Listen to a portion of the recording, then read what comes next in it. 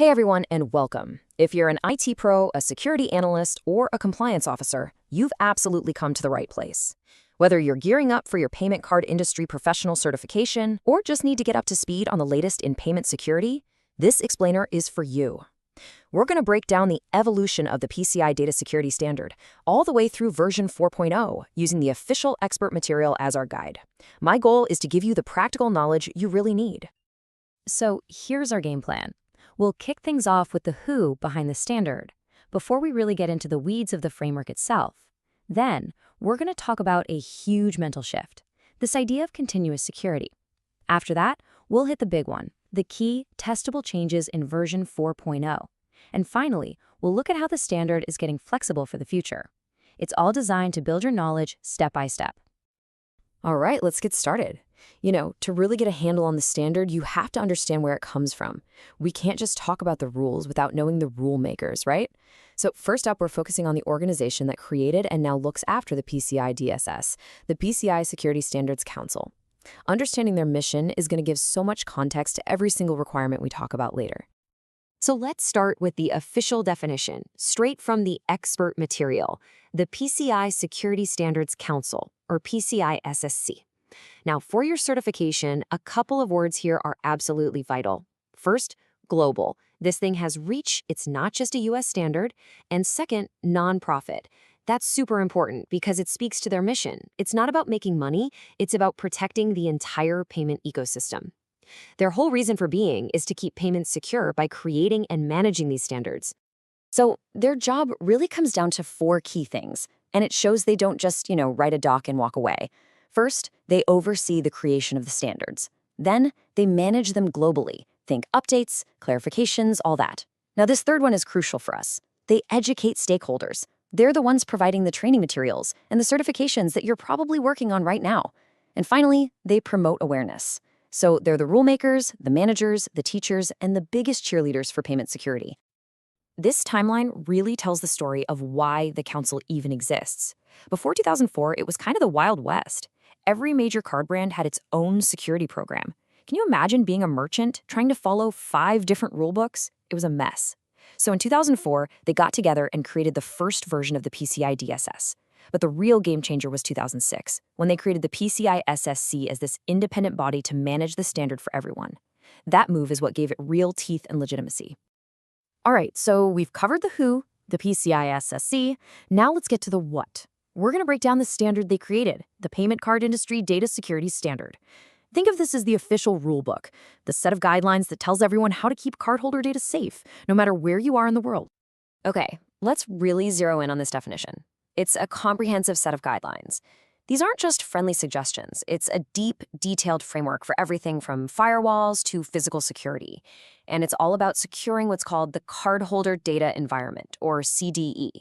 That term, CDE, is going to be your new best friend. It's the people, the processes, and the tech, anything that stores, processes, or transmits card data. Protecting that CDE, that's the whole point of PCI DSS. So, who actually has to follow these rules? Well, the scope is huge. The expert material is crystal clear on this. If your organization processes credit card payments, this is for you. It doesn't matter if you're a tiny online store or a giant global retailer. And it's not just for merchants. It also applies to service providers like payment gateways or cloud hosting companies. If they handle card data for someone else, they have to be compliant too. Bottom line, if credit cards are in the picture, you're on the hook. And the stakes could not be higher. I mean, just look at the two columns. On the one hand, being compliant means you're protecting data, you're building trust, and you're protecting your brand. It's all good stuff. But on the other side, non-compliance is just brutal. You've got the massive risk of a data breach, of course, but you're also looking at huge financial penalties, getting your ability to process payments completely shut off, which is a potential death blow for any business, and just catastrophic damage to your reputation. But it's really important to know that the council isn't just there to bring the hammer down.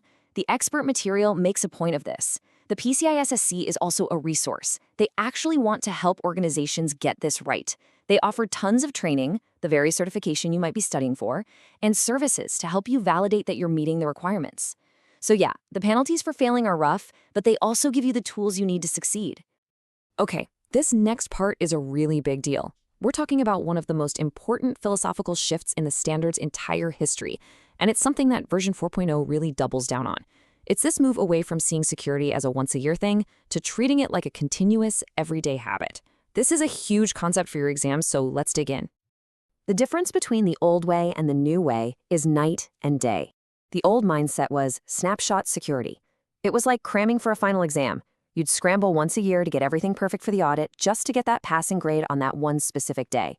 Version 4.0 says, nope, not anymore. Security now has to be business as usual, or BAU. It's an ongoing process that's just part of how you operate. This means you can't just look good for one day. You need to show evidence that you've been doing it right over time. And if you need one sentence to burn into your brain, it is this one, right from the expert material. It perfectly sums up the whole philosophy. Security is a continuous process, not a snapshot. That's the mantra. The business as usual part means security has to be built into your daily operations, not just something you dust off when the auditor calls. So, what does this actually mean for you? For the people on the ground, the auditors, the assessors, the internal compliance folks, what does this change about your job? How does it affect the way you prepare for or even conduct an assessment?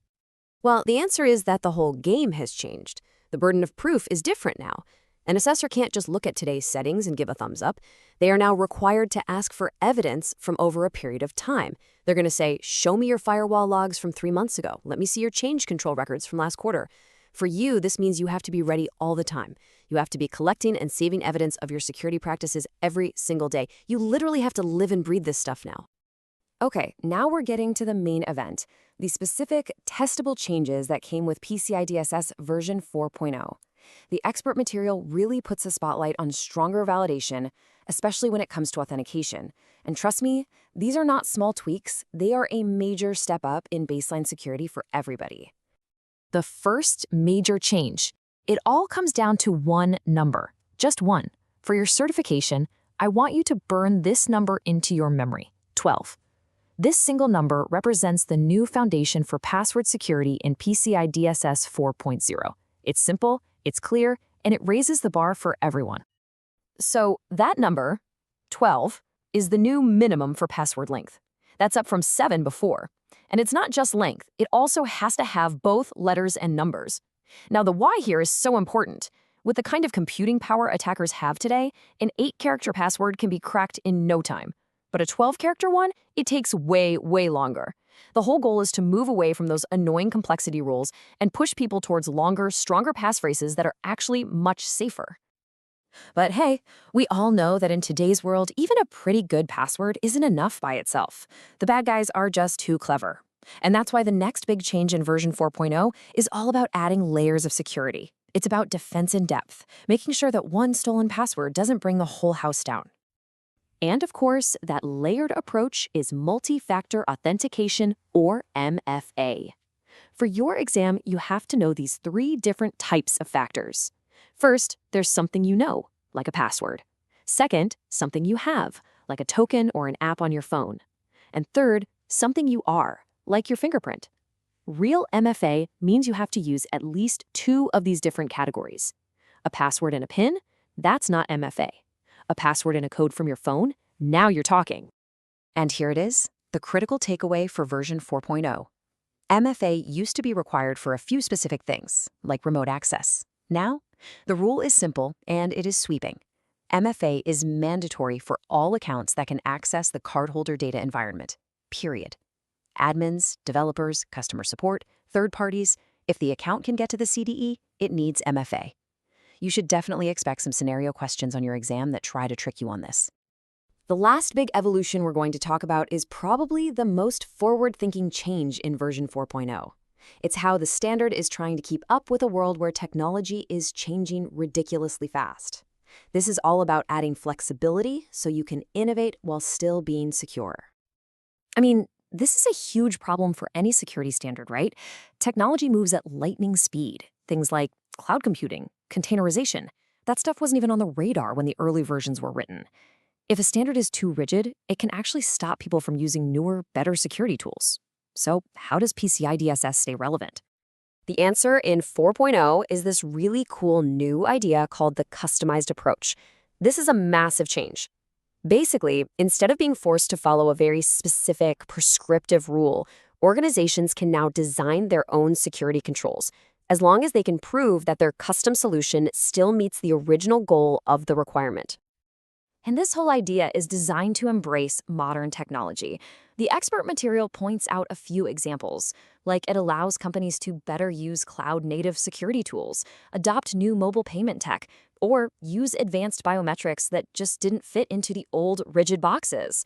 The customized approach means the standard is no longer a roadblock to using these cool technologies. It's a framework for proving they're secure.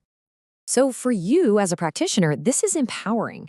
It means your company can innovate and pick the best security tech for your environment instead of being stuck with a one-size-fits-all solution. You can build a smarter, more modern security program and still prove to your assessor that you're meeting the core goals of PCI DSS. It does mean more risk analysis and paperwork, but the trade-off is huge flexibility. Okay, let's do a quick lightning round recap of the biggest points. 1. The PCI SSC is the global, nonprofit boss of payment security.